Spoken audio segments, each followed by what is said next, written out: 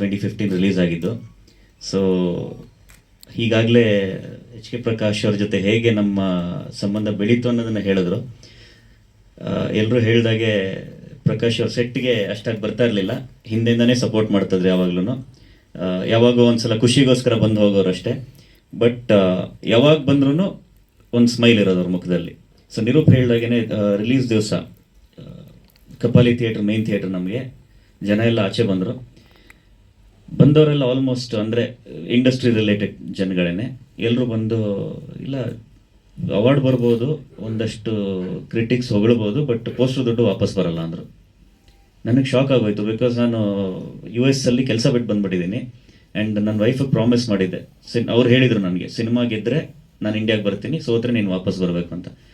ನನ್ನ ತಲೆಯಲ್ಲಿ ಇವಾಗ ನಾನು ವಾಪಸ್ ಹೋಗ್ಬಿಟ್ಟು ಏನು ಕೆಲಸ ಮಾಡೋದಲ್ಲಿ, ಬಿಟ್ಬಿಟ್ಟು ಬೇರೆ ಬಂದುಬಿಟ್ಟಿದ್ದೀನಿ, ಕ್ವಿಟ್ ಮಾಡಿಬಿಟ್ಟಿದ್ದೀನಿ ಕಂಪ್ನಿನ, ಏನು ಮಾಡೋದು ಅಂತ ಅದೇ ತಲೆಯಲ್ಲಿ ನನಗೆ. ಬಿಕಾಸ್ ನನಗೆ ಆ ರಿಯಾಕ್ಷನ್ನಲ್ಲೇ ನನಗೆ ಸಿನಿಮಾ ಮುಗೀತು ಅಂತಲೇ ಅನ್ನಿಸ್ತು. ಮಧ್ಯದಲ್ಲಿ ಒಂದು ಜಾಗದಲ್ಲಿ ಕೂತಿದ್ದೀನಿ, ಯಾರೋ ಥಿಯೇಟ್ರ್ ಓನರ್ದು ಅಸಿಸ್ಟೆಂಟ್ ಯಾರೋ ಕರೆದುಬಿಟ್ಟು ಟ್ರಿಮ್ ಮಾಡಿ ಸಿನಿಮಾ ಓಡಲ್ಲ ಇಲ್ಲ ಅಂದರೆ ಅಂದರು. ನಾನು ಏನು ಟ್ರಿಮ್ ಮಾಡೋದು ಇಷ್ಟೆಲ್ಲ ಕೆಲಸ ಮಾಡಿ ಇನ್ನೇನು ಮಾಡೋದು ಅಂತ ಹೇಳ್ಬಿಟ್ಟು ಕೂತಿದ್ದೆ. ಅವಾಗ ನಮ್ಮ ತಂದೆ ಬಂದು ಹೇಳಿದ್ರು, ನೀವು ಇಷ್ಟು ದಿನ ತಲೆ ಕೆಡಿಸ್ಕೊಂಡೇನೋ ಎಡಿಟ್ ಮಾಡಿ ಇದೇ ಪರ್ಫೆಕ್ಟ್ ವರ್ಷನ್ ಅಂತ ಮಾಡಿದ್ದೀರಾ, ಇವಾಗ ನೀವು ಎಡಿಟ್ ಮಾಡಿದ್ರೂ ಇನ್ನೊಂದು 4-5 ದಿನ ಬೇಕು, ಅಷ್ಟರಲ್ಲಿ ಸಿನಿಮಾ ಕತೆ ಮುಗಿದೋಗಿರುತ್ತೆ. ಸೊ ಕಾನ್ಫಿಡೆನ್ಸ್ ಇಟ್ಕೊಂಡು ಮುಂದಕ್ಕೆ ಹೋಗೋಣ ಅಂದರು. ಆ್ಯಂಡ್ ಅವಾಗ ಪ್ರಕಾಶ್ ಅವ್ರಿಗೆ ಸುಮ್ಮನೆ ಸ್ಮೈಲ್ ಮಾಡೋರು ಹೊರಟ್ಬಿಟ್ರೆ, ಏನೂ ಹೇಳಿಲ್ಲ. ಸೊ ನೆಕ್ಸ್ಟ್ ದಿನ ಬೆಳಿಗ್ಗೆ ಎದ್ಬಿಟ್ಟು ರಿವ್ಯೂಸ್ ನೋಡ್ತೀನಿ. ರಿವ್ಯೂಸ್ ಆರ್ ಫೇವ್ರೇಬಲ್, ಬಟ್ ನನಗೆ ಅದ್ರಲ್ಲಿ ಬರೀ ನೆಗೆಟಿವೇ ಕಾಣ್ತದೆ. ಅವಾಗ ನಿರೂಪ್ ಹೇಳಿದೆ, ನನಗೆ ಸ್ಟ್ರೆಂತೇ ಇಲ್ಲ ಹೋಗೋಕ್ಕೆ, ನೀನು ಹೋಗು ಥಿಯೇಟ್ರ್ ವಿಸಿಟ್ ಮಾಡ್ಕೊಂತ. ನಿರೂಪ್ ಥಿಯೇಟ್ರಿಗೆ ಹೋಗ್ಬಿಟ್ಟು ಅಲ್ಲಿ ನಮ್ಮ ಪೋಸ್ಟರ್ ಇರ್ತಾ ಇರಲಿಲ್ಲ. ಅವಾಗೆಲ್ಲ ಸ್ವಲ್ಪ ಮಲ್ಟಿಪ್ಲೆಕ್ಸಸ್ಸಲ್ಲಿ ಕನ್ನಡ ಪೋಸ್ಟರ್ಸ್ ಇರ್ತಾ ಇರಲಿಲ್ಲ, ಶೋಸ್ ಜಾಸ್ತಿ ಇರ್ತೀವಿ. ಇವತ್ತು ಪ್ರಾಬ್ಲಮ್ ಇದೆ, ಬಟ್ ಅವತ್ತು ಪೋಸ್ಟರ್ ಇರ್ತಾ ಇರಲಿಲ್ಲ ನಮ್ಮದು. ಸೊ ಅವ್ನು ಹೋಗೋದು, ಟ್ರೈಲರ್ ತೋರಿಸೋದು ಲೈನಲ್ಲಿ ನಿಂತವ್ರಿಗೆ, ನಮ್ಮ ಸಿನಿಮಾ ನೋಡಿ ಇಷ್ಟ ಆಗಿಲ್ಲ ಅಂದ್ರೆ ಆಚೆ ಬಂದಾಗ ದುಡ್ಡು ವಾಪಸ್ ಕೊಡ್ತೀನಿ ಅನ್ನೋದು.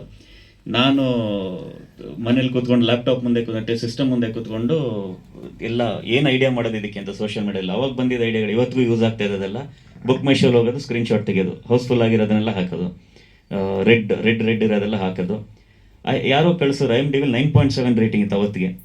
ನಾನು IMDb ಇಷ್ಟೊಂದು ರೇಟಿಂಗ್ ಬಂತ ಅಂತ ಹೇಳ್ಬಿಟ್ಟು ಅದನ್ನು ಪೋಸ್ಟ್ ಮಾಡಿದೆ. ಅವತ್ತಿಂದ I think the trend started from there, IMDb rating ಹಾಕುವಂಥದ್ದು. ಸೊ ಈ ಥರದ್ದೆಲ್ಲ ಮಾಡಿ ಸಂಡೇಗೆ ನನಗೆ ಪ್ರಕಾಶ್ ಅವ್ರು ಕಾಲ್ ಮಾಡಿದ್ರು. ಅವ್ರು ಅದುವರೆಗೂ ಸಿನಿಮಾನೇ ನೋಡಿರಲಿಲ್ಲ. ಇನ್ಫ್ಯಾಕ್ಟ್ ಅವ್ರ ಸಿನಿಮಾ ಕಥೆನೂ ಕೇಳಿರಲಿಲ್ಲ. ನಾನು ಅವ್ರಿಗೆ ಸಿನಿಮಾದ ಓಪನಿಂಗ್ ಸೀನ್, ಪ್ರೆಗ್ನೆಂಟ್ ವುಮನ್ ಕಾರಲ್ಲಿ ಬರೋದೊಂದು ಸೀನ್ ಹೇಳಿದ್ದೆ. ಆಮೇಲೆ ಹಾಡುಗಳನ್ನ ಅವತ್ತು ಬರೆದಿದ್ದೆ, ಅದನ್ನೆಲ್ಲ ಹಾಡು ಕೇಳಿಬಿಟ್ಟು ಅವರು ಇದೆಲ್ಲ ಕೇಳಿದಾಗ ರಾಜ್ಕುಮಾರ್ ಅವರ ಟೈಮ್ದು ಹಾಡುಗಳನ್ನ ಕೇಳ್ದಂಗೆ ಆಗ್ತದೆ ನನಗೆ, ಸಿನಿಮಾ ಮಾಡೋಣ ಅಂದರು. ಅಷ್ಟು ಕೇಳಿ ಸಿನಿಮಾ ಮಾಡಿ, ಆ್ಯಂಡ್ ಸಿನಿಮಾ ರಿಲೀಸ್ ಆಗಿ 2 ದಿನ ಆದಮೇಲೆ ಅದನ್ನು ನೋಡಿ ನನಗೆ ಫೋನ್ ಮಾಡಿ, ಏನು ಸಿನಿಮಾ ಮಾಡಿದ್ದೀರನೋ ತುಂಬ ಖುಷಿ ಆಯ್ತು ನನಗೆ ಅಂತ ಸಂಡೇ ಹೇಳಿದ್ರು. ಬಿಕಾಸ್ ಅವಾಗ just word of mouth spread ಆಗೋಕ್ಕೆ ಶುರು ಆಯಿತು, ಜನ ನೋಡೋಕ್ಕೆ ಶುರು ಮಾಡಿದ್ರು. ಅವಾಗ ಅವರು ಒಂದು ನೆಮ್ಮದಿಯಾಗಿ ಸಿನಿಮಾನ ನೋಡ್ಬಿಟ್ಟು ನಂಗೆ ಕಾಲ್ ಮಾಡಿದ್ರು. So thank you sir, it was a great association. And I think ಆ ಒಂದು ಪಾಸಿಟಿವ್ ಎನರ್ಜಿಯಿಂದಾಗಿ ಇವತ್ತು ಬಂದಿಲ್ಲಿ ಕೂತಿದ್ದೀವಿ ನಾವು. ಹಾಗೆ ಅಫ್ಕೋರ್ಸ್ ನಿರೂಪ್, ರಾಧಿಕಾ ಆ್ಯಂಡ್ ಅವಂತಿಕಾ, ನಾವು ಥ್ರೂ ಔಟ್ ದ ಫಿಲ್ಮ್ ಅವ್ರ ಶೂಟ್ ಇತ್ತು, ಅವ್ರ ಸೀನ್ ಇತ್ತೋ ಇಲ್ವೋ, ಅವರು ಸೆಟ್ಟಲ್ಲಿರೋರು, ಯಾವಾಗ ಯಾರನ್ನ ಕರಿತೀನಿ ಅವ್ರು ಬಂದು ಆ್ಯಕ್ಟ್ ಮಾಡಬೇಕು.